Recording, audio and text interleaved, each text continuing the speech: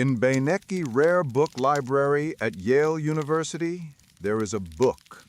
It is not the largest book, it is not the oldest, but it is, without question, the most mysterious book on earth.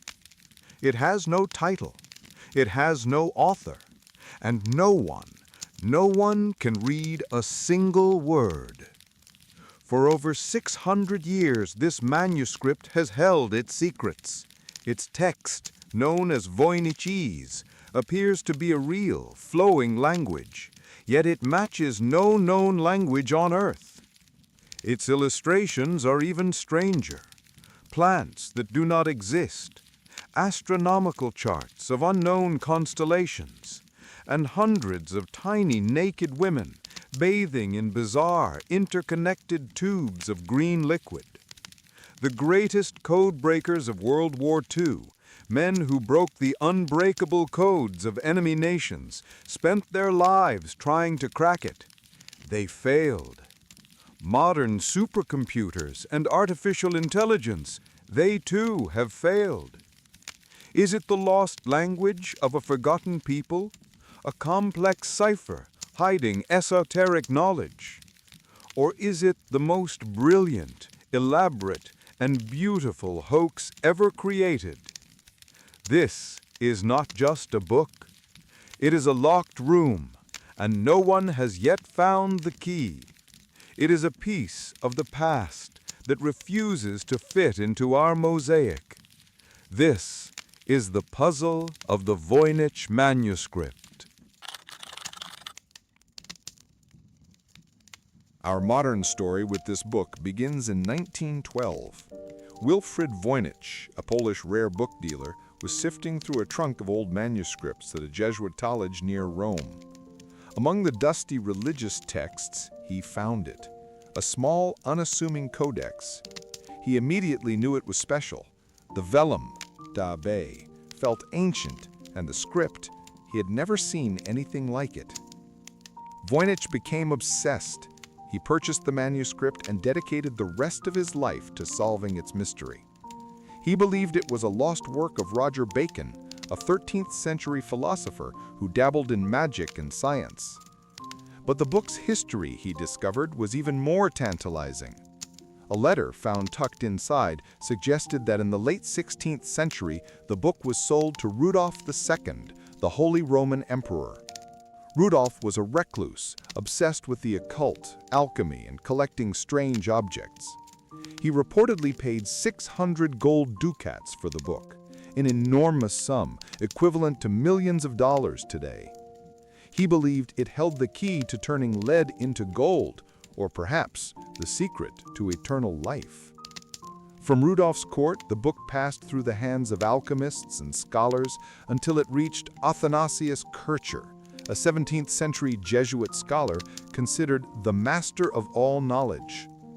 Kircher, a man who claimed to have deciphered Egyptian hieroglyphs, he hadn't, was the one person everyone believed could read it.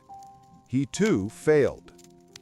The book then vanished from history for 200 years until Wilfrid Voynich opened that dusty chest. Voynich had rediscovered history's greatest enigma, but the real mystery wasn't its history, it was its content.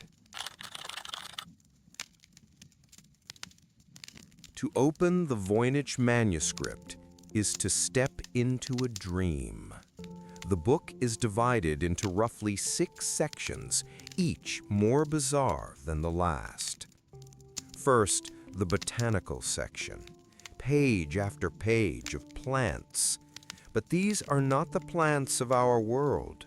Botanists have tried for a century to identify a single one. Most appear to be composites, the roots of one species, the leaves of another, the flower of a third, all stitched together into botanical Frankensteins. Next, the astronomical section, intricate circular diagrams. They look like zodiacs, but the signs are wrong. Constellations we do not recognize. Charts that seem to map a cosmos that is not our own. Then comes the most famous section, the balneological, or bathtub pages. Hundreds of tiny naked women, almost all identical. They are bathing, socializing, connected by a fantastical network of pipes, tubes, and basins. The liquid is often green. What is this? A guide to herbal bathing? A book on fertility? An alchemical allegory? No one knows.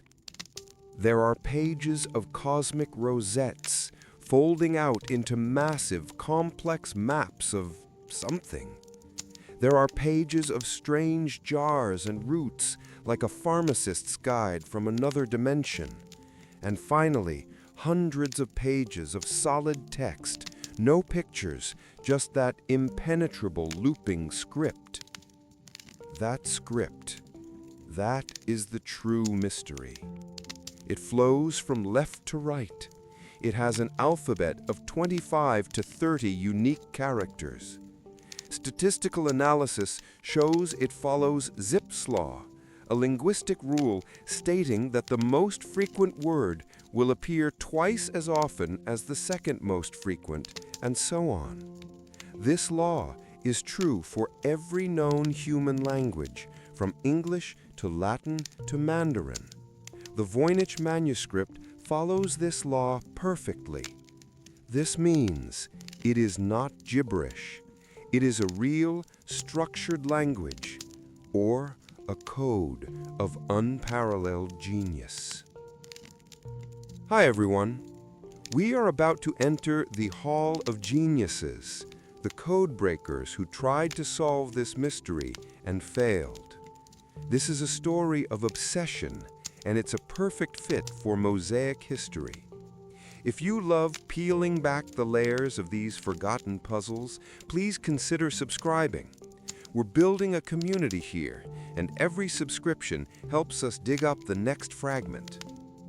All right, so if the book is real, who tried to read it?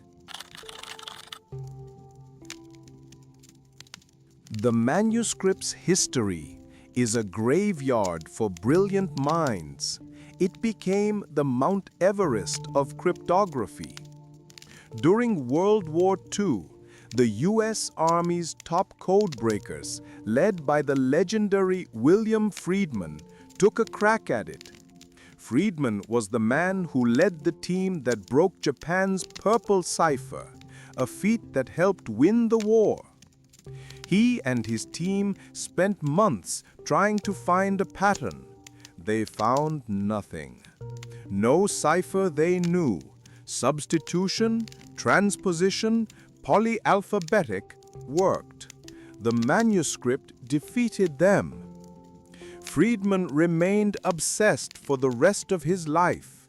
His final unpublished conclusion? He believed it wasn't a cipher at all, but an a priori language, a completely invented, philosophical language, like the ones philosophers dreamed of in the 17th century. An artificial language, constructed from the ground up. In the 1970s, another attempt was made, this time by linguists. One scholar, Prescott Currier, noticed there were two distinct languages or dialects in the book, which he called Voynich A and Voynich B. And in the 21st century, we unleashed artificial intelligence on it. Computers running complex algorithms have pored over the data. The AI did find something. It confirmed the language has real structure. It even suggested that some words, based on proximity to illustrations, might be Taurus, Centauri, or Juniper, but it cannot form a coherent sentence. It cannot translate. The book has broken the world's best human minds and our best artificial ones, which leaves us with the biggest mosaic pieces of all, the theories.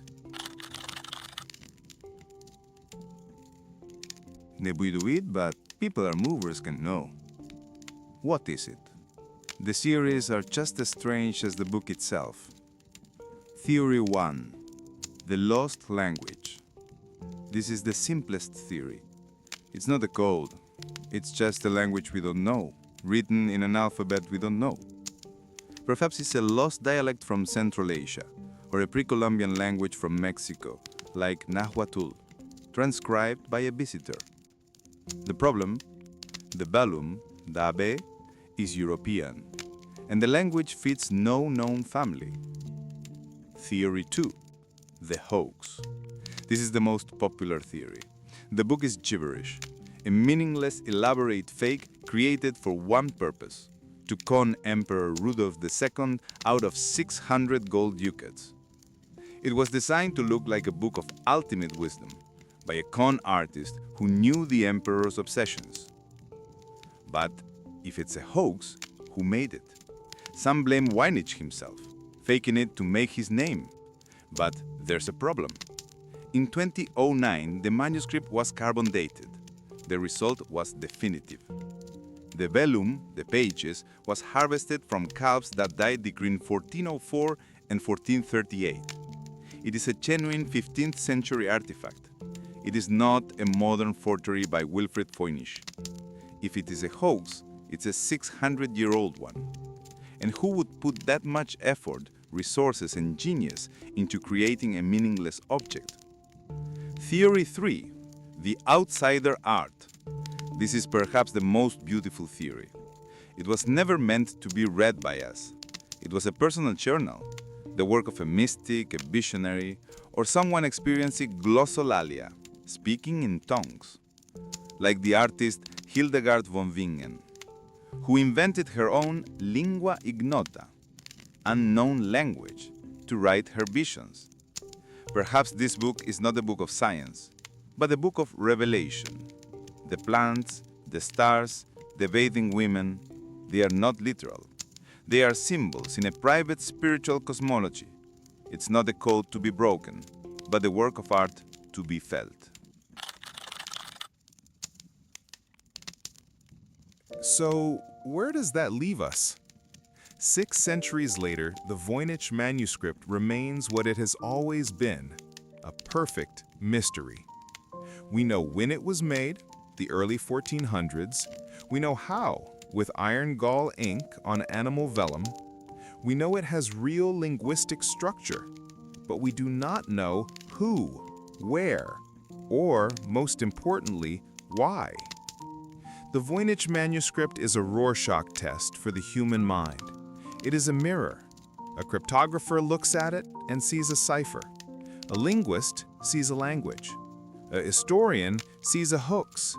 A mystic sees a vision. It is the ultimate unknown fragment, a piece of the human mosaic that refuses to fit, no matter which way we turn it. Perhaps the value of the Voynich Manuscript is not in the answers it holds, but in the questions it forces us to ask.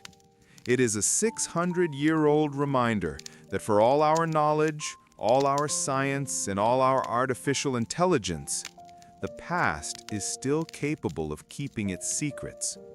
And that, in a world where everything is known, is the most valuable secret of all. Thank you for joining us on this journey into the unreadable. The world is full of these enigmatic objects, and they are all part of our shared Mosaic history.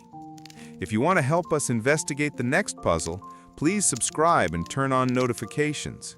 And now we want to hear your theory. What do you think the Voynich Manuscript is? A hoax? A lost language? Or something else? Let us know your best theory in the comments below. Until next time, keep digging.